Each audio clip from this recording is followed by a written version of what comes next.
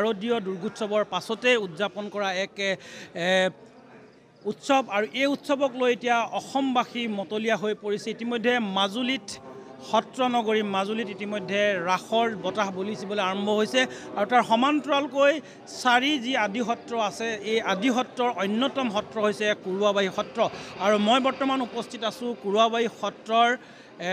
কুৰুৱাবাৰী যুৱ সংঘই আয়োজন কৰিছে 59তম ৰাস মহোৎসৱ। আমি দেখুৱাবলৈ যত্ন কৰিম সামগ্ৰিক পৰিৱেশ মাজত মাত্ৰ এটা দিন বাকী আছে আৰু সকলো অভিনেতা কলা কৌশলী সকলো সাজু হৈছে। ইতিমধ্যে আমি যুৱ সংঘৰ সম্পাদকক প্ৰথমেই পাইছোঁ, আমি কথা পাতিবলৈ যত্ন কৰিম সম্পাদকক। কেনেধৰণে আপোনালোকে আয়োজন কৰিছে, কেইদিনীয়াকৈ আয়োজন কৰিছে? ধন্যবাদ। প্ৰথমে মই প্ৰাগ নিউজৰ সমূহ কৰ্মকৰ্তাক ধন্যবাদ জনাইছোঁ। আজি আহি আমাৰ এই শাৰদীয় উৎসৱমুখৰ পৰিৱেশত আপোনালোকে আহি আমাক উৎসাহিত কৰিছে। লগতে এই চেনেলৰ যোগেদি মই সমগ্ৰ অসমকে শাৰদীয় শুভেচ্ছা আমাৰ কুৰুৱাবাৰী যুৱ সংঘৰ ফালৰ পৰা জনাইছোঁ। আমাৰ প্ৰস্তুতি ইতিমধ্যে তুংগত চলিছে। আমাৰ শেষ আচলতে অন্তিম আখৰা বুলি ক'ব লাগিব, আজি অন্তিম আখৰা হৈ গৈছে,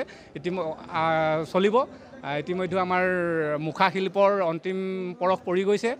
দৃশ্যসজ্জাৰো আমাৰ অন্তিম আমাৰ ৰিহাৰ্চেল চলি গৈছে। গতিকে এতিয়া আমি চৰকাৰে যি আমাক ক'ভিড প্ৰট'কল দিছে সেই প্ৰট'কল মতেও আমি নথিপত্ৰসমূহ ইতিমধ্যে আমি বিভাগীয় কৰ্তৃপক্ষক জমা দিছোঁ আৰু তেওঁলোকৰ নিৰ্দেশ ক্ৰমে আমি এই অনুষ্ঠানভাগ অনুষ্ঠিত কৰিছোঁ। আমি সমূহ দৰ্শকক ৰাসপ্ৰেমী ৰাইজক আমি কুৰুৱাবাৰী যুৱ সংঘলৈ আমন্ত্ৰণ জনাইছোঁ। অহা 19 আৰু 20 তাৰিখে আমাৰ ইয়াতে ৰাস উৎসৱ উদযাপন কৰিম। নিশ্চয়কৈ ধন্যবাদ জনাইছোঁ। এই মুহূৰ্তত 19 আৰু 20 নৱেম্বৰত তেওঁলোকে দুদিনীয়াকৈ উদযাপন কৰিব শ্ৰী শ্ৰী ৰাস মহোৎসৱ। মই এই অঞ্চলৰ বয়োজ্যেষ্ঠ আৰু এই যি যুৱ সংঘ আছে যুৱ সংঘৰ লগত ওতঃপ্ৰোতভাৱে জড়িত বলু বৰা ডাঙৰীয়াক পাইছোঁ। তেখেতৰ পৰা অকণমান জানি ল'ম, যিহেতু 1963 চনৰ পৰা আপোনালোকে এই ৰাসভাগ উদযাপন কৰি আহিছে। হয়, আমি 1963 চনত মঞ্চৰ যিটো ৰাস এই ৰাসটো কুৰুৱাবাৰী যুৱ সংঘই আমি আৰম্ভ কৰিছিলোঁ। ইয়াৰ আগত কুৰুৱাবাৰী সত্ৰৰ কুৰুৱাবাৰী বৰনামঘৰত মেলা হিচাপে ৰাসটো হৈছিলে, মানে গোপীয়ে নাচি থাকে আৰু। কিন্তু ইয়ালৈ এই মঞ্চৰ ৰাসটো আনিলে আমাৰ তিনিজন বিশেষ ব্যক্তি, শ্ৰদ্ধাৰ কমলেশ্বৰ ৰাজখোৱা, তেখেতে নাটখন সম্পাদনা কৰিছে, আৰু বৃন্দাবন গোস্বামী, তেখেতৰ ঘৰ বিশ্বনাথ চাৰিআলি, ইয়াৰ শিক্ষকতাৰ খাতিৰত ইয়াত আছিলেহি। বিশ্বনাথৰ বীণাপানী নাট্য মন্দিৰ ৰাস হৈছিলে, তেখেতে সেইটো হেৰিয়াতে ইয়াত নৃত্যখিনি তাৰ আধাৰ লৈ পেলাই হিচাপে ইয়াত কৰিলে, আৰু ডিম্ব হাজৰিকা ছাৰে গোটেই গীতমতখিনি পৰিচালনা কৰিছিলে। গতিকে আমি এই তিনিজন ব্যক্তিক আমি নিতান্তই সুঁৱৰি থাকিব লাগিব। তাৰ পিছৰ চামে এটা বেচকৈ নতুন মানুহ সদায় সৃষ্টি হৈ আহিছে। এই নতুনত্ব সৃষ্টিটোৱেই কুৰুৱাবাৰী যুৱ সংঘৰ আটাইতকৈ গুৰুত্বপূৰ্ণ কথা। আমি প্ৰবীণ চামে বহি থাকিলেও একো নকৰিলেও নতুন চামে সম্পূৰ্ণৰূপে ৰাসটো পৰিচালনা কৰিব পৰা হ'ল। এইটো আমাৰ কাৰণে এটা গৌৰৱৰ বিষয়। নিশ্চয়কৈ মই বলুদাকে ধন্যবাদ জনাইছোঁ। আমি পুনৰ সময় হ'লে কথা পাতিবলৈ যত্ন কৰিম, যিহেতু সকলো আজি সাজু হৈ আছে আৰু কিবা মানে আজি বৰ আখৰা কৰিবলৈ সকলো সাজু। আমি এইখিনিতে এটা কথা খুব গৌৰৱেৰে ক'ব বিচাৰিছোঁ, সেইটো হ'ল আমাৰ যিজন 25 বছৰ ধৰি একেৰাহে সম্পাদক হৈ থকা আৰু 30 বছৰ বাদ্যযন্ত্ৰ মানে খোল বায়ন হিচাপে থকা অকণ ৰাজখোৱাদেৱ যোৱা 15 দিনমানৰ আগত তেখেত ঢুকাইছে, 2 নৱেম্বৰত ঢুকাইছে। এই বছৰ ৰাসটো আমি তেখেতৰ নামত উৎসৰ্গা কৰিছোঁ আৰু সকলোকে আমি তেখেতৰ শ্ৰদ্ধাঞ্জলি অনুষ্ঠানত উপস্থিত থকাৰ কাৰণে জনাইছোঁ। তেখেত 25 বছৰ ধৰি সম্পাদক আৰু 30 বছৰ ধৰি একেৰাহে বায়ন হিচাপে ইয়াত আছিলে। নিশ্চয়কৈ এই সকলোবোৰ কথা আমি জানিম, যিহেতু আজি বৰ আখৰা আৰু সকলো সংগীত শিল্পী কলা কৌশলী সাজু হৈছে মই দেখুৱাইছোঁ। আৰু এটা দিনৰ পাছতে কুৰুৱাবাৰী যুৱ সংঘই উদযাপন কৰিব এই বছৰৰ শ্ৰী ৰাস মহোৎসৱ। মই সংগীত শিল্পী দুলাল বৰাক পাইছোঁ, তেখেতৰ পৰা অকণমান মনৰ কথা জানিম, যিহেতু শাৰদীয় দুৰ্গোৎসৱৰ পাছতে অন্য এক শাৰদীয় উৎসৱ হৈছে শ্ৰী ৰাস মহোৎসৱ। কেনেকুৱা লাগিছে আৰু কি ক'ব? এই ৰাস উৎসৱ আহিলেতো আমাৰ গা মানে 7খন 8খন হৈ থাকে মানে যেনেকৈ ৰঙালী বিহুটো আহিলে যেনেকৈ হয় আমাৰ ৰাসো তেনেকুৱা ধৰণে আমাৰ কুৰাবাহীত এটা মানে ঐতিহ্য আছে আৰু সেইমতে আমি ঘৰত থাকিবলৈ মন নাযায় আমি চব কাম বাদ দিয়ে মই এতিয়া এইকেইদিন মোৰ শিল্পকৰ্ম বাদ দি পেলাই আহি ৰাসত ব্যস্ত হৈ আছোঁ অন্যান্য জীৱ জন্তুবোৰ বনাইছোঁ ইটো কৰিছোঁ সিটো কৰিছোঁ আৰু মই এফালে মই নিজৰ এই সভাপতি হৈ আছোঁ বৰ্তমান এই সংঘৰ সভাপতি হৈও মই সকলোৰে লগতে মিলি জুলি সকলো কাম মানে আগবঢ়াই ৰাসখন যাতে ভালকৈ আমি ৰাইজক প্ৰদৰ্শন কৰিব পাৰোঁ ৰাইজৰ ওচৰতো আমি ভালকৈ প্ৰদৰ্শিত কৰিব পাৰোঁ তাৰ কাৰণে খুব চেষ্টা কৰিছোঁ অহৰহ চেষ্টা কৰিছোঁ তাৰ কাৰণে মই আনকি মোৰ মাতটোৱে এইকেইদিন হাৰি গৈছে ধন্যবাদ দুলাল দা মই যিহেতু মঞ্চ ইতিমধ্যে সাজু হৈ উঠিছে যিসকল কলা কৌশলী আছে তেখেতসকলক যদি সম্ভৱ হয় আমি অকণমান কথা পাতিবলৈ যত্ন কৰিম যিহেতু মাজত এটা দিন বাকী আছে আৰু এটা দিনৰ পাছতেই কুৰুৱাবাৰী যুৱ সংঘই উদযাপন কৰিব দুদিনীয়াকৈ 19 আৰু 20 নৱেম্বৰ দুদিনীয়াকৈ উদযাপন কৰিব শ্ৰী শ্ৰী ৰাস মহোৎসৱ আৰু ৰাসলীলা গতিকে আমি সামগ্ৰিক পৰিৱেশ দেখুৱাবলৈ যত্ন কৰিছোঁ মই মঞ্চৰ ভিতৰ ভাগলৈ যাম আৰু দেখুৱাবলৈ যত্ন কৰিম ইতিমধ্যে কুৰুৱাবাৰী যুৱ সংঘৰ পৰিচালনা সমিতিয়ে ইতিমধ্যে সম্পূৰ্ণকৈ সাজু কৰি তুলিছে যদি সম্ভৱ হয় ভিতৰৰ পৰিৱেশ আমি অকণমান দেখুৱাবলৈ যত্ন কৰিম আৰু ইফালে অন্যহাতে সকলো সংগীতশিল্পী আজি সম্পূৰ্ণ ৰিহাৰ্চেলৰ বাবে সাজু হৈছে আৰু মই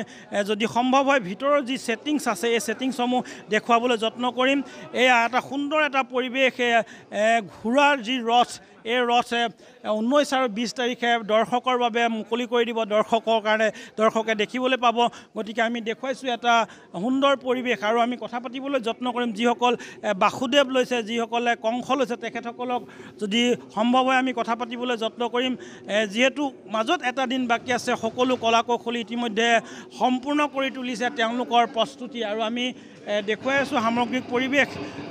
পৰিৱেশ এতিয়া এই ৰথেৰে লৈ যোৱা হ'ব দৈৱকী আৰু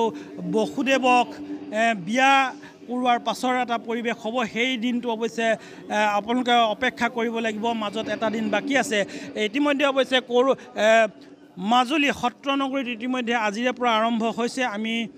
সেই পৰিৱেশো আমাৰ প্ৰাগৰ দৰ্শকক ইতিমধ্যে দেখুৱাইছে আৰু এই মুহূৰ্তত আমি কুৰুৱাবাৰী সত্ৰ যিহেতু 4 আদি সত্ৰৰ অন্যতম সত্ৰই হৈছে কুৰুৱাবাৰী সত্ৰ আৰু কুৰুৱাবাৰী সত্ৰৰ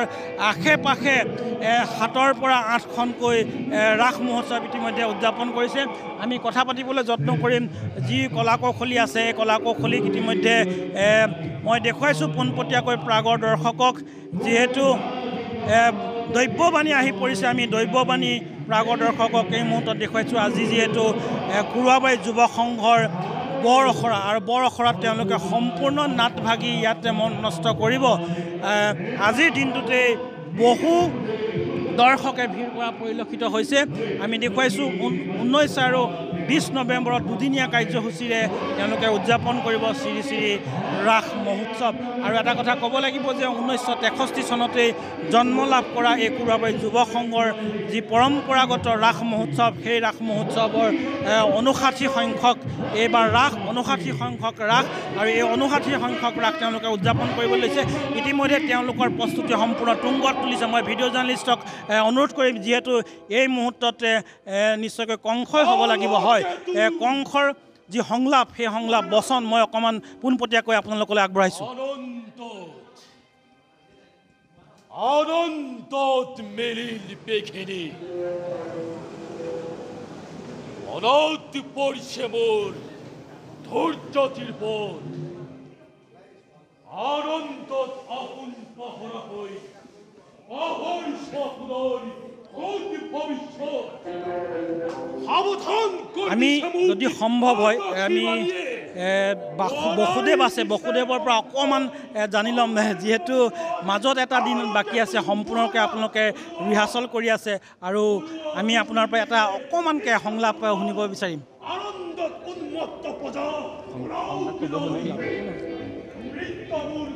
এই ধ্বংসৰ ধুমুহা বন্ধ কৰা মহাৰাজ মৃত্যুৰ কুদৰাই শত্ৰু সকলোৱে কঠি কৰা তুমি যাতে যাতে ইতিমধ্যে আজি যি বৰ আখৰা হৈছে এই বৰ আখৰাৰ এই কংস আৰু বসুদেৱ আৰু দৈৱকীৰ যি নাট্যাংশ আছে এই নাট্যাংশ ইতিমধ্যে আৰম্ভ হৈছে আমি প্ৰাগৰ দৰ্শকক দেখুৱাইছোঁ যিহেতু মাজত মাত্ৰ এটা দিন বাকী আছে আৰু সমগ্ৰ অসমবাসীয়ে শাৰদীয় ৰাস মহোৎসৱৰ বাবে অধীৰ অপেক্ষাৰে বাট চাই আছে তাৰ সমান্তৰালকৈ বোকাখাটৰ কুৰুৱাবাহী সত্ৰৰ অন্তৰ্গত অঞ্চলত যি 7ৰ পৰা 8 ভাগকৈ যি ৰাস মহোৎসৱ উদযাপন কৰিছে তাৰে অন্যতম কুৰুৱাবাৰী যুৱ সংঘই উদযাপন কৰিছে দুদিনীয়াকৈ গতিকে কোভিড বিধি পালন কৰি তেওঁলোকে উদযাপন কৰিবলৈ আয়োজন কৰিছে শ্ৰী শ্ৰী ৰাস মহোৎসৱ গতিকে প্ৰাগৰ দৰ্শকক আমি দেখুৱালোঁ সামগ্ৰিক পৰিৱেশ